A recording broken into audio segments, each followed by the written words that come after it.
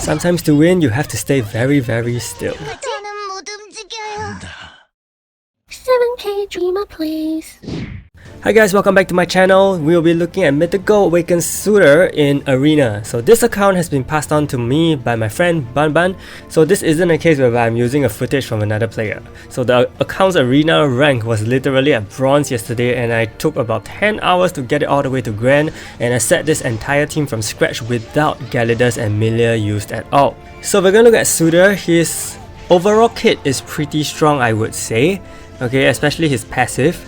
He's gonna use his skill 1 very soon, so let's just wait for it. So this is his top skill. He increases defense of all defensive type allies by 2000 for 4 turns, and this is a skill that is gonna be used a lot because it is a non-damaging skill. Essentially only buffs my Surtr on my team, but I doubt anyone is gonna bring in a pure tank team at this point. But he also does decrease 4 to 5 target attack damage for all allies by 40% for 4 turns. So this will nerf Melia's damage by a fair bit for sure, and not just Melia, he will also nerf Tara and Noah and even Mist, any enemy that has 4 to 5 target skills.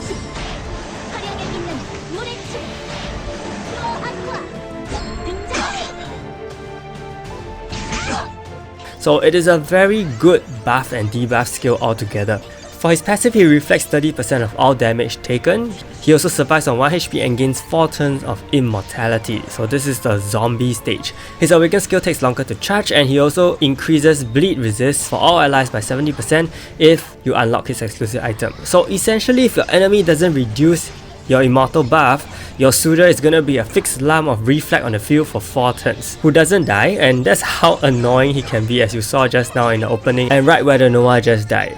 So even though I haven't faced many players who are using him and often see the reflect hitting back easily, I can only imagine how annoying it would be to deal with him, because he is not only tanky but he has immortality. I mean, Chris is already a pain to deal with. There have been so many enemies which I have killed just with Surtr reflecting in immortal form, and he just gives no crap about them while sitting on his throne. So it's really good, and I find that his exclusive item ability is pretty weird because he gives bleed resistance 70% to all allies, which kind of clashes with Rudy's bleed immunity, which makes me think that in future when Rudy Mythical Awakens, he won't have that bleed immunity anymore. So for Surtr's bottom skill, which he hardly ever uses but is very good, he deals 200% physical damage to all enemies, has a 50% chance to stun, and also destroys the weapon of the target for 3 turns. So this is the new effect called Weapon Destruction, and I don't think it is actually guaranteed, because on the times where he actually uses it, I don't really observe the debuff icon on top of my enemies. I think this doesn't make it too OP. Okay, I kind of expected it to be about 60 to 70% just like Cult's Armor Destruction debuff, so I hope Netmarble will state this actually. And finally, for my Awakened skill, he deals 20,000 fixed damage to all enemies, deals additional 20,000 to a stun target, and decreases buff duration. The Awakened skill is very strong, even though it takes longer to charge. So it's easily 100,000 fixed damage on the enemy team if they do not have any shields. And the additional fixed damage on stun targets, well, that could be a good and bad thing, because eventually many players are gonna have stun resist, so that may not happen so often. And of course, the buff duration reduction is only present if you unlock his exclusive item at level 44, so it's very good against other Surtrs, okay, to decrease their immortality. And of course, fixed damage is just amazing for tank units like him who have lower attack stats. And yeah, basically just talk about the team briefly before going into his equipment. I'm using Zahara here because I got so frustrated with facing tons of Chris, so I decided to bring Zahara back with Pentagon member Surtr, because Surtr gets buff from Surtr himself. Okay, so I think it works out pretty well so far in Grand. Okay, Zahara is not entirely bad. My Surtr doesn't move too much apart from casting his buff, which is totally fine, because you realize that my Surtr, he really lives all the way to the end. It's very rare for him to die early unless he meets a Rain, or just an overpowering Melia.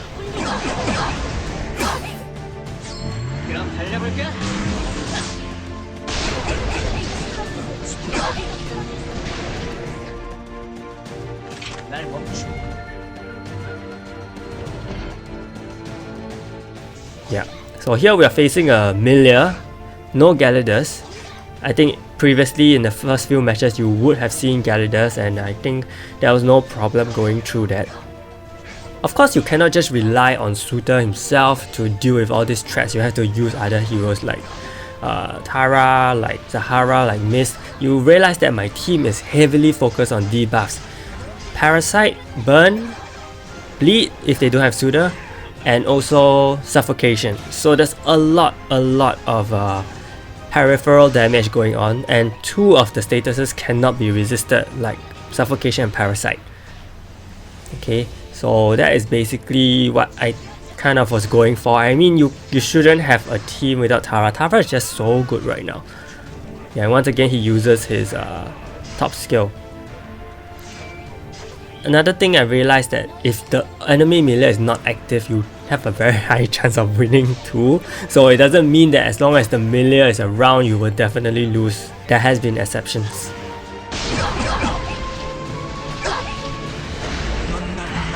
Okay, so we're going to talk about his equipment. For Surtr's weapons, I've given him double lethal because it helps to decrease cooldown, but only if he attacks. Honestly, I feel that weapons are just there because you don't want him to look naked, but weapons honestly don't matter at all. So for his armor, I've given him double HP. You can give him HP block as well, but try to have at least 1 HP armor because of his passive healing the HP armor gives him. So I gave him 2 HP armor because that is more healing, and imagine healing him back up even after his immortal stage. Now that is very good. For his jewels, block rate reduces damage from block and damage reflect immunity. So the damage reflect. Okay, so here he finally uses his bottom skill. He manages to kill the Melia, which is awesome, okay, honestly. So he has to deal with the Eileen who just died to reflect again. The reflect is very strong. Reflects 30% damage. To a strong damage dealer, 30% is a lot. So back to the jewel. For damage reflect, okay, it is a bit iffy considering how he doesn't move that much, but I didn't give him the increased awakening gauge charge speed because there were times where he somehow got his awaken skill ready even before turn 3, and that completely did nothing due to all the enemies' guardian rings. So I changed that, but you can experiment with it. For his accessory, I've given him Willful Ring and Isabella's Vigor. So I used the Willful Ring because he isn't gonna die immediately like Mist or Tara, so the Guardian Ring can be saved for other heroes, and Willful Ring prolongs his longevity very well, and Vigor heals him whenever he uses any skill. So it's very useful for his bulky kit.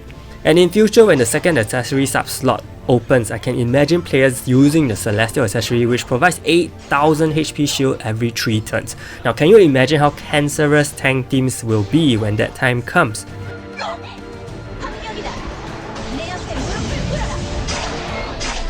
So here we face a Rin team, and I just want to say that Rin is actually a very strong counter against Surtr. Her damage is super heavy and can reduce its HP by a huge amount, like in that case.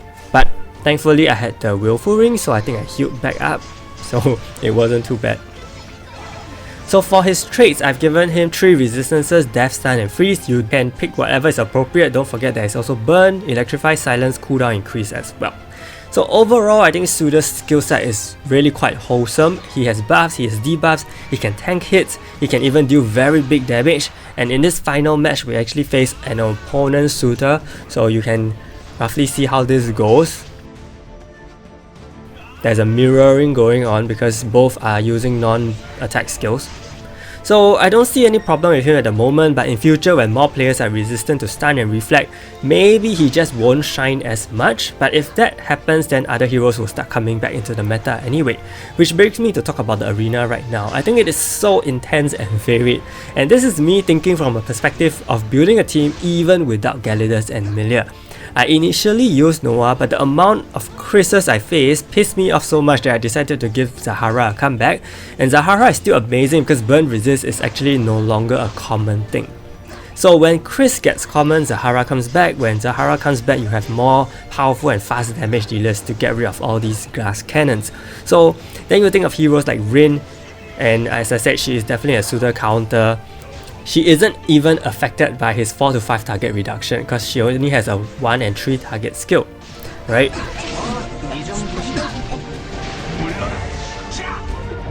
Doesn't do too much damage. I think he may be affected by the... No, he shouldn't be affected, but yeah. As you saw, my Surtr stunned the enemy Melia, which is super good, thankfully. And that was a lot of fixed damage right there. So yeah, the later Surtr uses his awaken skill, the better. And in this case, I need to face the zombie, which I said was very, very annoying.